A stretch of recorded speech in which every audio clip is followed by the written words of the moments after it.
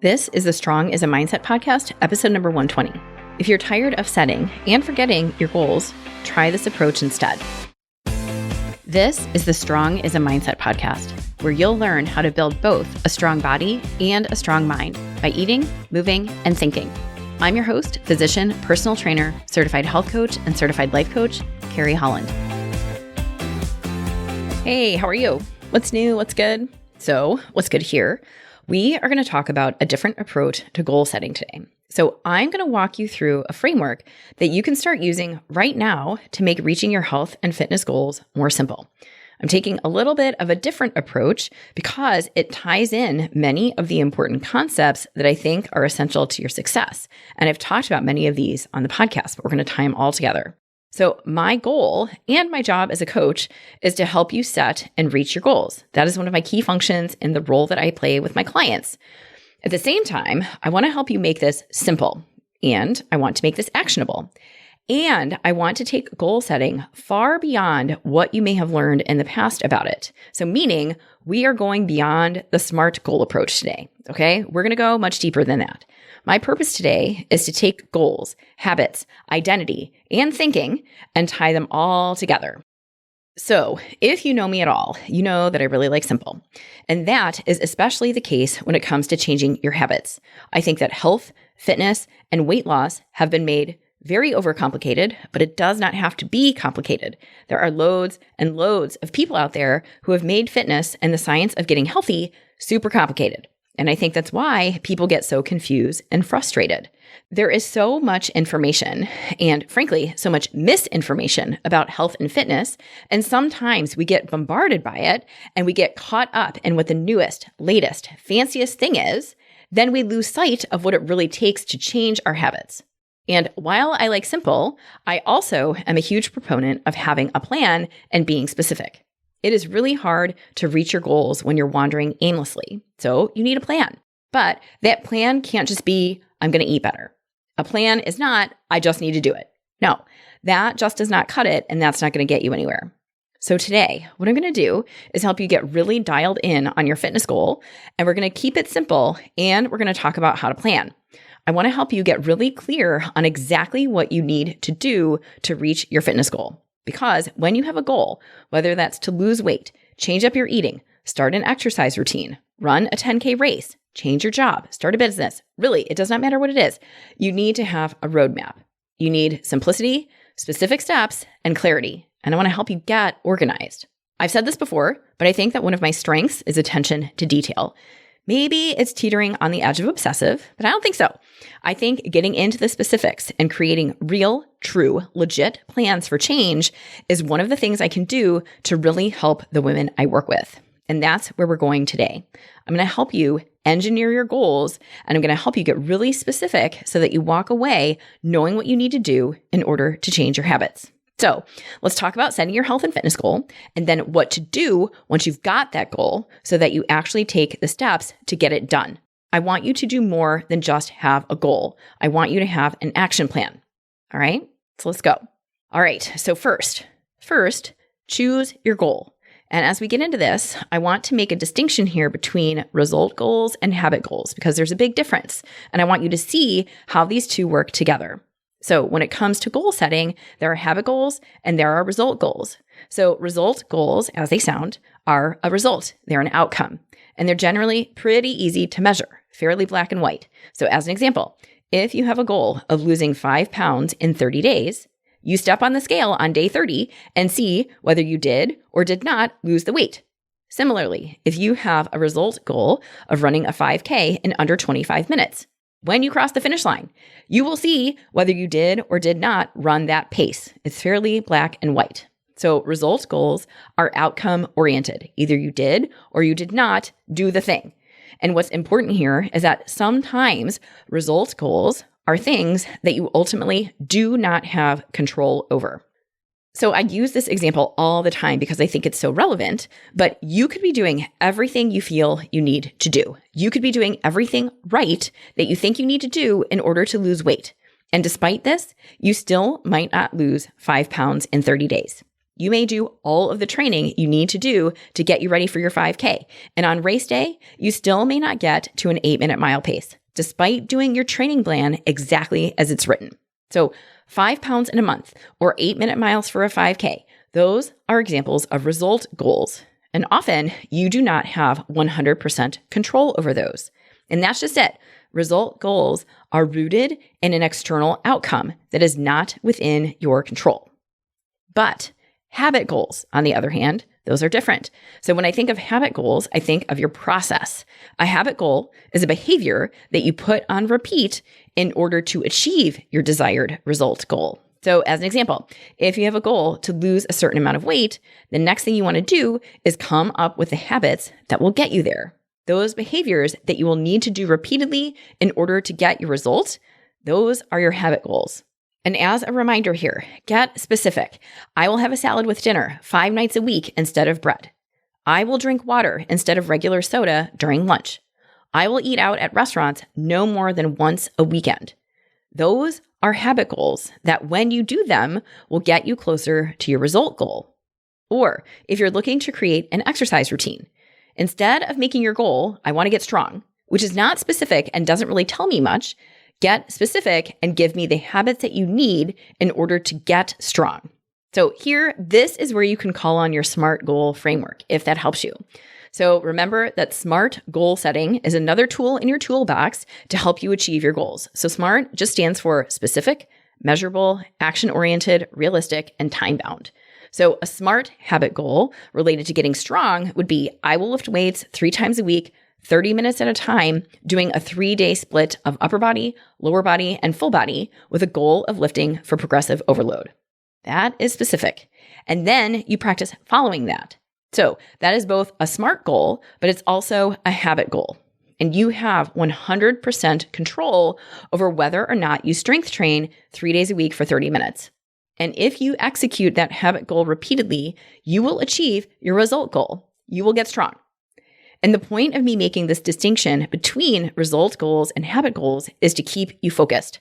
Sometimes you get so focused on the result that you forget about the process that will get you there. So when you're thinking about your goal, you can start with the result goal, no problem, but do not stop there.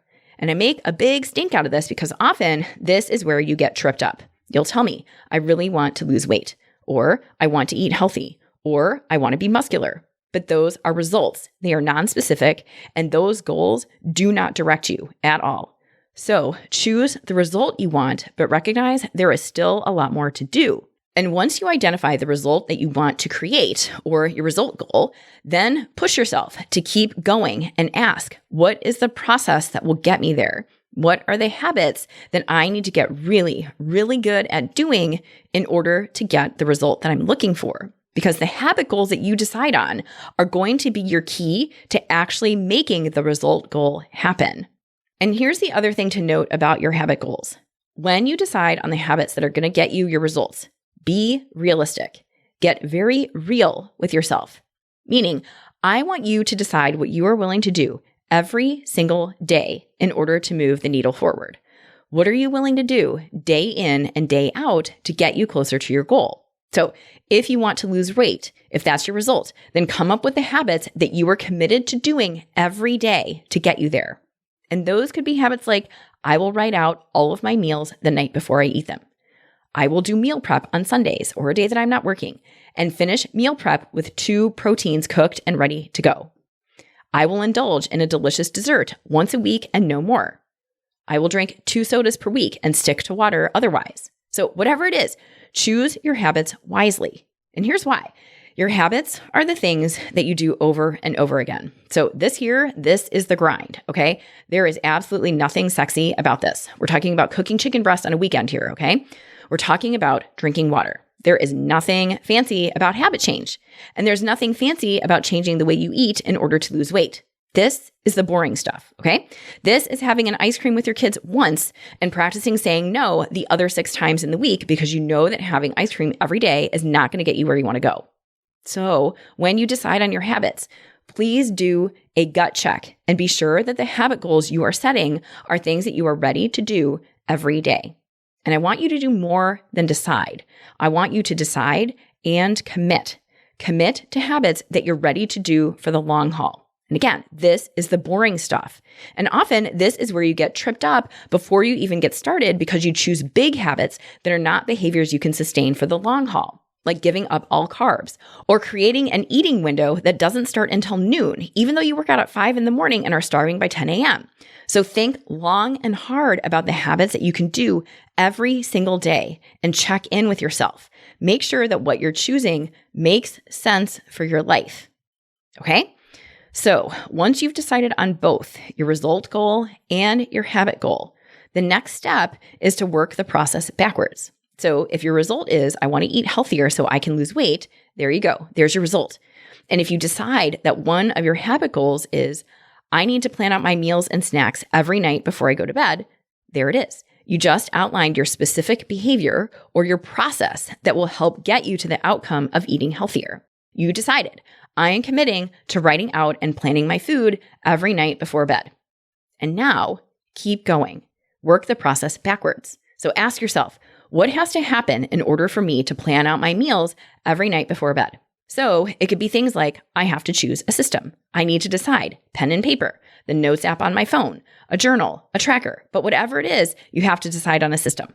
You also have to give yourself a few minutes to sit down and think and decide when that time is going to be every night. You have to look at your work and your family calendar. You have to actually write out your plan. You may need to look in your fridge to make sure that you have the food you need. And those are all of your action steps. Okay? And when you do this, all you're doing is laying out all of the things that are necessary for you to get your habit done. And here's another example that comes up all the time. For those of you who want to become morning exercisers, you want to wake up first thing in the morning and exercise. So there's your habit goal. Now, same thing, work the process backwards. What are all the things you have to do in order for you to be able to get up at 5 a.m. and get your workout done? And then you come up with all of the things you have to do. I have to plan out my workout. I need to get my gear together. I need to set out my equipment. I need to set an alarm and maybe set a second alarm. And then I need to get to bed by 9:30, which means I also need to shut off my phone by 8:30. And you get the idea here. And the concept here is the same, whether it's changing the way you eat in order to lose weight, or if you're creating an early morning exercise routine or looking for a new job, or really any goal that you've set.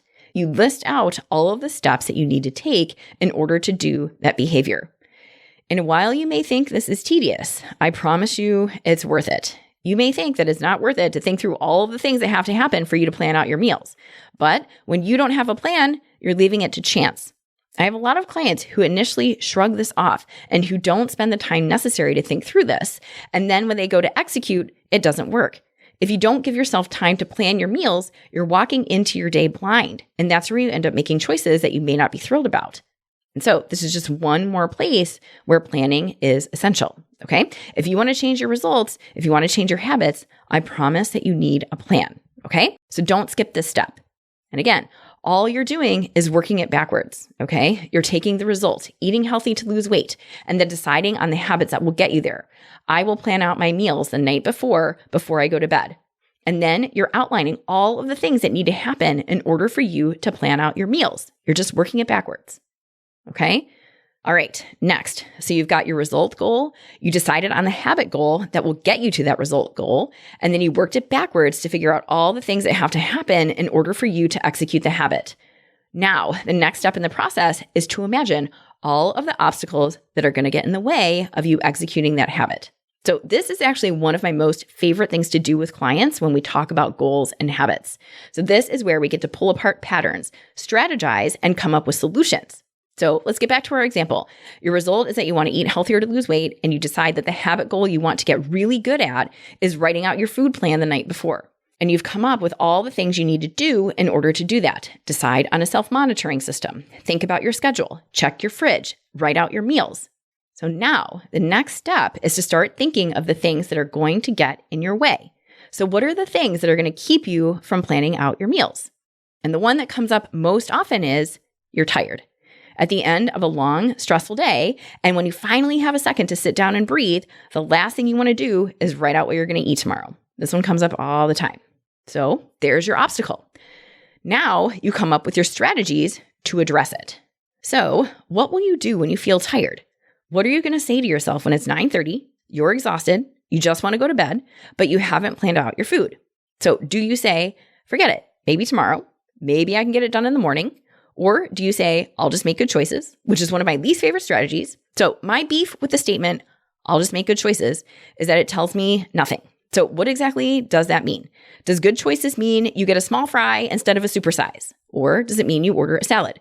Does it mean you get takeout? Or do you make eggs at home for dinner because you have nothing else in the house, but you still want to eat something healthy? What does good choices mean exactly? And that is why I don't love that answer. But regardless, I want you to come up with real, actual, actionable strategies for when you feel resistance to doing what you said you're going to do. So when you feel tired, what's your strategy? And you can decide, I will set an alarm for 5 minutes and put my nose down and get it done. Or I will pull out a plan that has worked for me in the past and follow that. Or I will repeat the same meals that I ate today, tomorrow.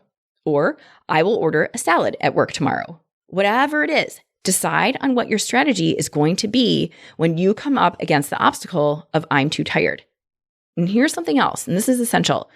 When you strategize what you're going to do when you run into your obstacles, I also want you to think about what you're going to say to yourself when you encounter those obstacles. And the idea here is that you are armed and ready with the self-talk that you need to get you through the resistance that comes up when you don't want to do your habit. And I cannot stress how essential this is. So when it's time to write out your meals for tomorrow and your brain starts going down the familiar road of, I'm too tired, be ready for it. Don't be caught off guard. And the whole reason we do this is because often you know yourself well enough to know what things are going to potentially derail you from following through on your habits. You probably know because you've experienced it in the past.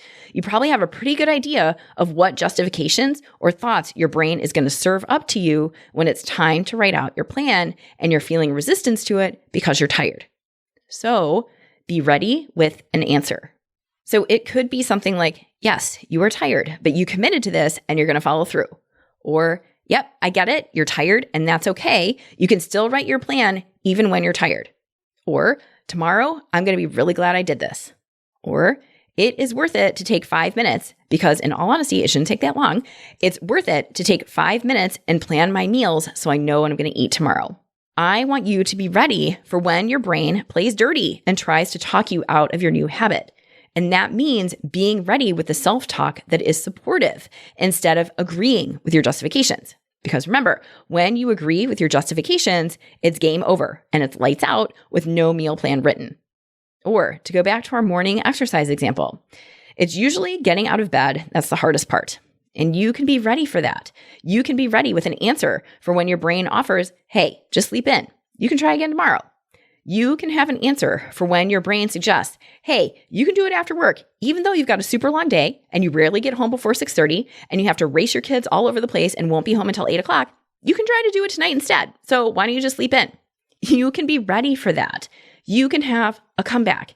You can tell yourself, I made this decision. I plan out this workout and I'm going to get it done. You can tell yourself, I am someone who gets her workouts done in the morning. You can tell yourself, I can be tired and still get my booty out of bed and get my workout done. And the self-talk should be kind, of course, but firm. You're not trying to strong arm yourself in anything here. You're not talking meanly to yourself, but you're also not letting yourself off the hook. Because sometimes one of the kindest, most self-compassionate things you can do is show yourself a little tough love and follow through on your commitment, even when you don't want to. So I want you to be ready for it. I want you to think through as many obstacles as you can that could get in the way of your habit. And then I want you to strategize what exactly you're going to do when you encounter that obstacle. And the whole point here is to have a plan for both what you will do and what you will say to yourself so that you are prepared whenever things come up that could get in the way of you following through. So if your goal is to cut down on how often you eat out at restaurants, I want you to be ready when your friends ask you to join them for Taco Tuesday. What are you going to do? What is your strategy? Do you go and do you have a salad while your friends are eating burritos doused in cheese and guac? What do you do when the chips and salsa land at your table? What happens when someone orders a pitcher of margaritas for the table? What are you going to do? And how are you going to talk to yourself? Are you going to tell yourself, oh my gosh, there's no way I can do this. This is too hard. I should just have these chips because it doesn't make a difference anyway. Do you tell yourself, I earned these chips. I've been good all week. I'll just skip going out next week. Or do you tell yourself, I can do this. I can totally learn how to eat out without it becoming a free-for-all. I can figure this out. I can go have a good time with my friends, and I don't have to eat every chip in sight. I've got this. So it's not just what you do that's important. It's how you talk to yourself that is just as, if not more important. So yes, your actions most definitely matter, and they will add up to get you your results. But I want you to be prepared with your self-talk too, okay? Because this is part of your plan. Because while you have to take different action to change your results, you also have to think differently. This is a key takeaway here. And the SMART goal setting system does not cover that, but this is so critical. The way you think is going to determine whether and how you carry out your habits. So I want you to be sure that you're ready with positive, helpful, supportive, kind thoughts that are also firm, that are ultimately going to get you to do what you set out to do. So it's both. Changing your habits depends on what you do, but what you do depends on how you think. Again, that's why everything we do here related to fitness comes back to eating, moving, and thinking. You need all three. So I want you to be ready. Be ready for the obstacles and be ready with how you'll respond to them, both in what you'll do and in what you'll say. All right? All right. And now here is the next piece to setting and getting to your goals. And this is why we just talked about obstacles and strategies, okay? Because I wanted to put this all into context for you. So I have said it many, many times before, and I'll say it again here. It's easy when it's easy, right? It's easy to make a plan for your meals when you've got time, the night has gone smoothly, you got home from work or activities at a reasonable hour, and you have a few minutes to sit before you need to go to bed.